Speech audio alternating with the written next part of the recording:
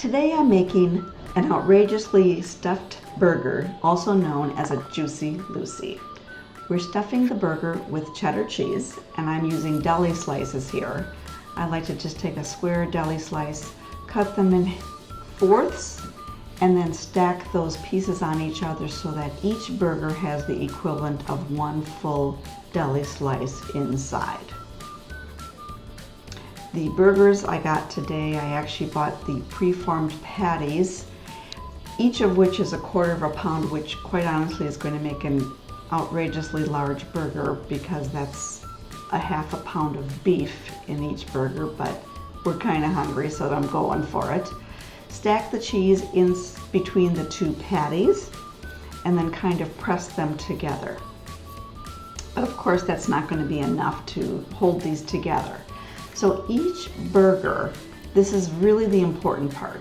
For each one of these, I'm pretty aggressively pinching those edges to really get that meat to kind of seal together. Do this all the way around the patties. And don't be shy, because at first you're going to think, oh gosh, I'm wrecking the shape of my burger. Don't worry, you're going to reshape it again anyway. Then I like to kind of use the side of my hands to reshape the burger. And you can see I kind of paying attention to, is it round, is it even?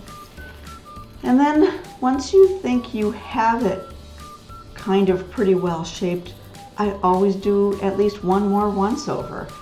Honestly, you can't overdo this. It's really important to get that edge sealed together, otherwise your cheese is going to all melt out of here when you cook it, and nobody wants that.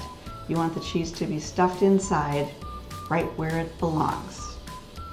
I have these 2 burgers done. I'm going to make 2 more and then we're ready to cook. I'm doing this in a pan today. You can also do it on the grill. Just be really careful with that because sometimes they can be a little fragile, so you have to be careful when you're doing your flipping.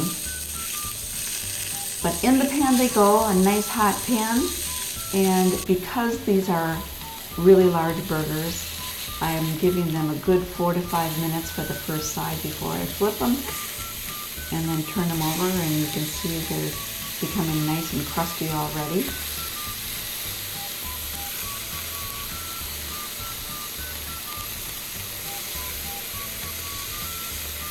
And if you look closely, you can see this one in the back has a little bit of separation of the 2 patties, so I didn't spend enough time on that one sealing the edge. But luckily, I did seal it enough that the cheese is not squeezing out of there, so we're still in really good shape here. I'm giving them another flip. You have to cook these as long as you would a normal burger, really. And like I say, because these are really large burgers, I have to give them a little extra time. Then when I think we're about at the end, I'm going to add some cheese here, another slice of cheddar, and then I have 1 slice of marble cheese that I'm putting on one of these just to be different. Turn off the heat, cover the pan, and let that cheese melt a little bit.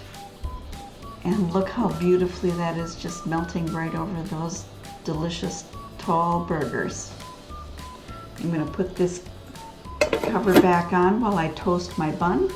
And then, because I of course want to be different, I'm going to take this marbled version, put that on my beautifully toasted bun, and that's ready to eat. Let's just kind of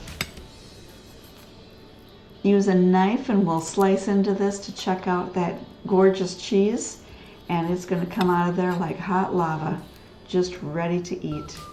Go ahead, try to resist it. It's delicious.